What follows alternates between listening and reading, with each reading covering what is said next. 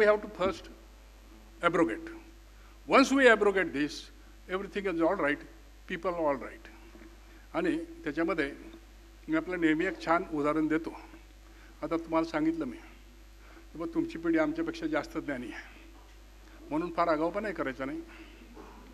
कारण त्याचं एक सोपं कारण असं मी सांगतो नेहमी, किंवा समजा माझं एक नातवंड 2-2.5 फुटी, त्याला मी एखाद्या यात्रेत घेऊन जातो.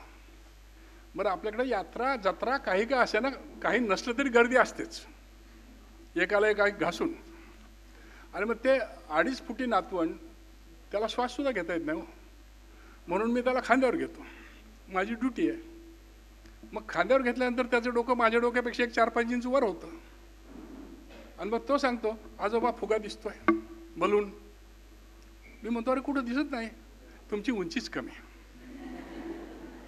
अरे तुला खाली ठेवलं म्हणजे कळेल तुझी उंची.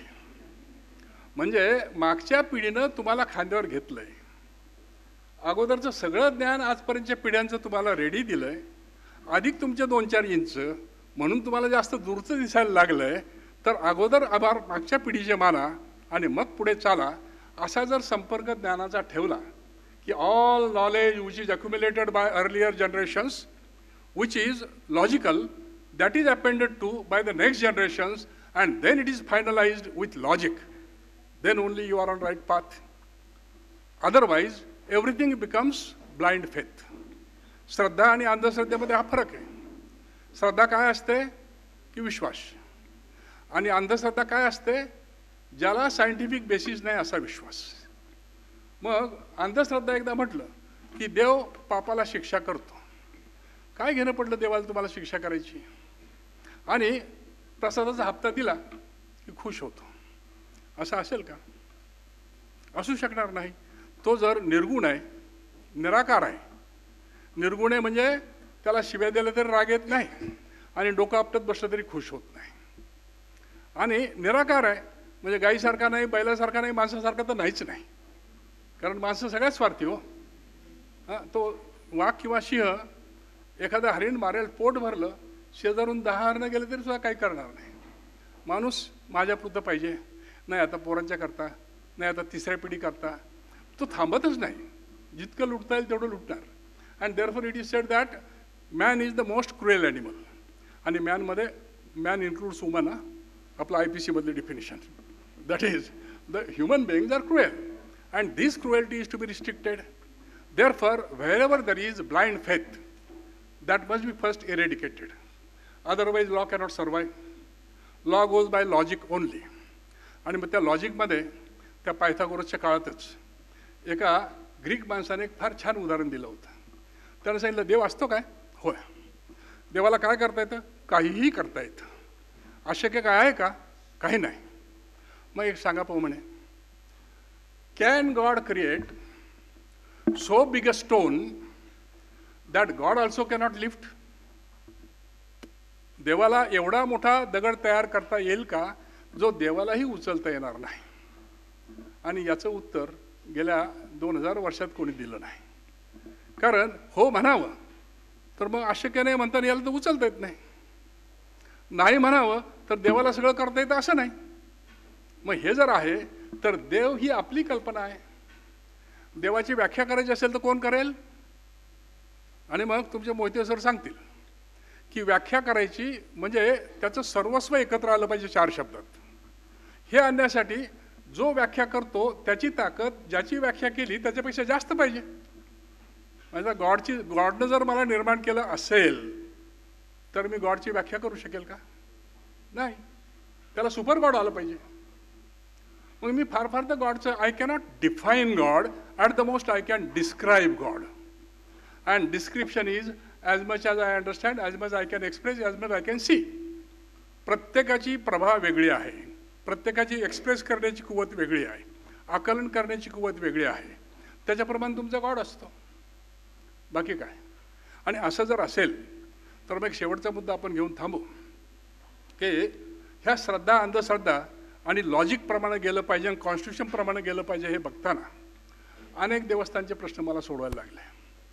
पंढरपूरचे असतील, तुमच्या शेजारचे असतील, तर हे सगळे बघताना कुठेही देवाची कशी पूजा छान करावी यासाठी केव्हाही भांडण झालं नाही.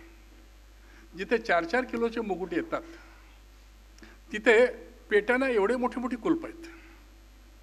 पेटी उघडताना पंचनामे करतात, सगळे एकत्र बसून लिहितात किती 100च्या किती नोटा, आता 500च्या 1000च्या पळवल्या म्हणा, 100च्या किती नोटा, 50च्या किती, पंचनामा करून लिहितात.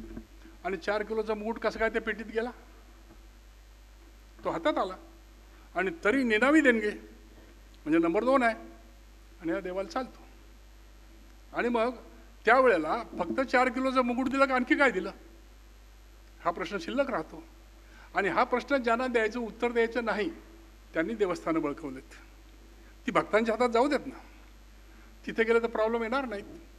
लाडू वाटत बसण्याच्या ऐवजी जर वृद्धाश्रम काढले, बालिकाश्रम काढले, हॉस्टेल्स काढली तर धर्म होईल. धर्म आचरणात असतो, विचारात नसतो. तुमचं आचरण किती शुद्ध आहे. सकाळी खूप मोठी पूजा केली आणि निघाला दुधात पाणी घालायला, धर्म झाला काय? धर्म आचरण आहे. 24 तास कसे वागता हा धर्म आहे.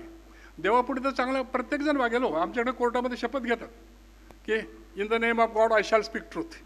बरं, आम्हालाही सगळ्यांना माहीत झालेलं असतं की ही वॉर्निंग आहे की ही शपथ घेतली की खरं बोलायचं नाही इथून पुढे.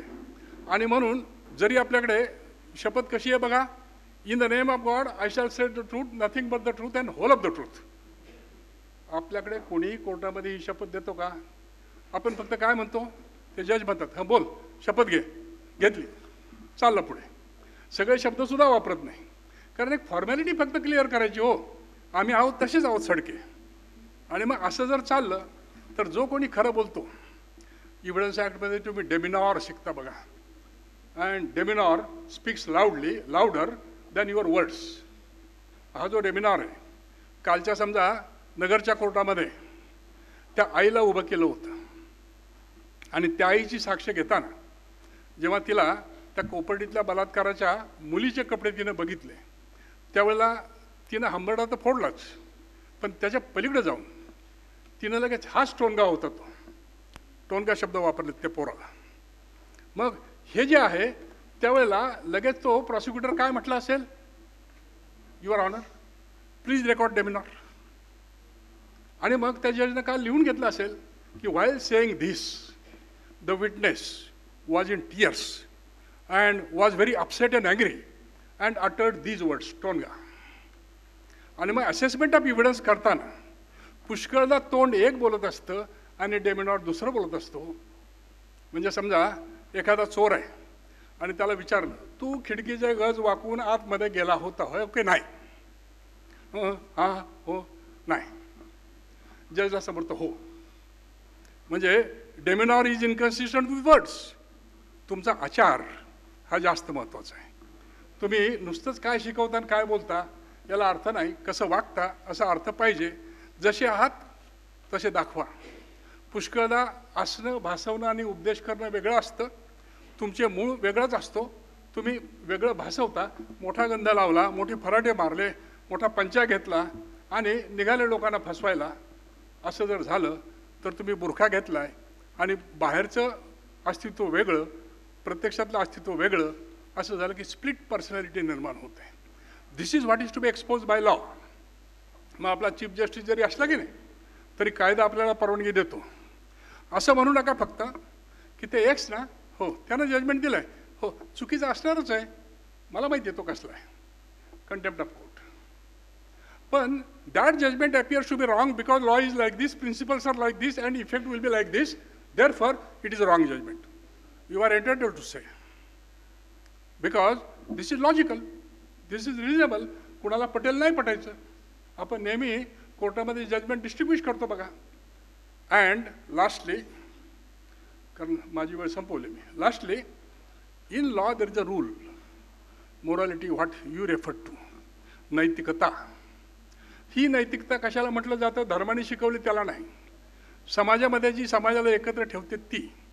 मग ही नैतिकता जर चालायची असेल तर तुमच्याकडे एक रूल तुम्हाला शिकवला जातो बघा लॉ ऑफ टॉर्ट्समध्ये.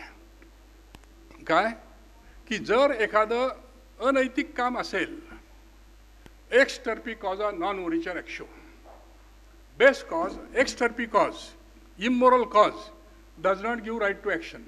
कोर्टामध्ये जर गेला आणि तिथं सांगितलं की आम्ही की नाही लिव्ह इन रिलेशनशिपमध्ये राहत होतो, यानं प्रॉमिस केलं होतं लग्न करेल आणि म्हणून मी एकत्र राहिले आणि आता करत नाही म्हणून रेप झाला. नो. का? कुठल्या कायद्यामध्ये कुठल्या धर्मामध्ये असं लिहिलं आहे की लग्नाच्या अगोदर सेक्स प्रॅक्टिस करावा? दिस इज इमोरल. आणि मग दररोज पोलीस अशा केसेस रजिस्टर करतात आणि विनाकारण समाज भरडला जातो. जेव्हा अशी केस सुरुवातीला आली तेव्हा 2.5 वर्षापूर्वीच मी एक लेख लिहिला होता सकाळमध्ये आणि परवा हायकोर्टाने तसं जजमेंट दिलं आहे की this does not amount to rape because you are immoral, both of you. And if you are practising immorality, law does not support that.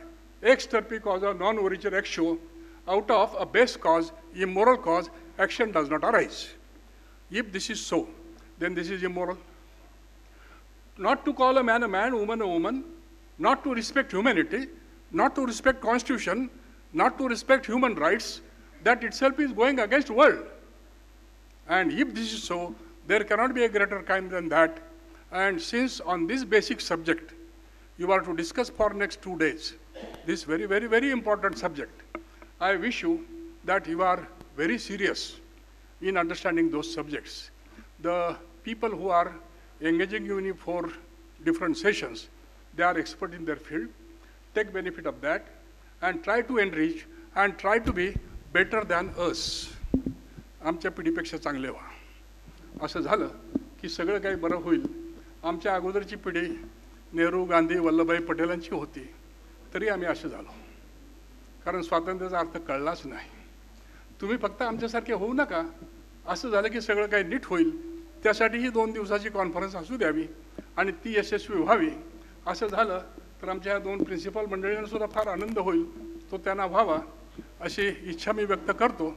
आणि मला आत्तापर्यंत तुम्ही सहन केलं, कारण मी स्पष्ट बोलत होतो, त्याबद्दल आपले सर्वांचे आभार. धन्यवाद. Thank you, sir. Sir has explained very beautiful thought that change is only he turns to constitutional laws and then explain international laws. We all are really thankful to sir that he explained his wide and brief knowledge with us within such a short time. There is lunch break for 1 p.m. to 2 p.m. Everyone is requested to present here at 2 p.m. for next session before leaving seminar hall. For lunch break, I would like to request all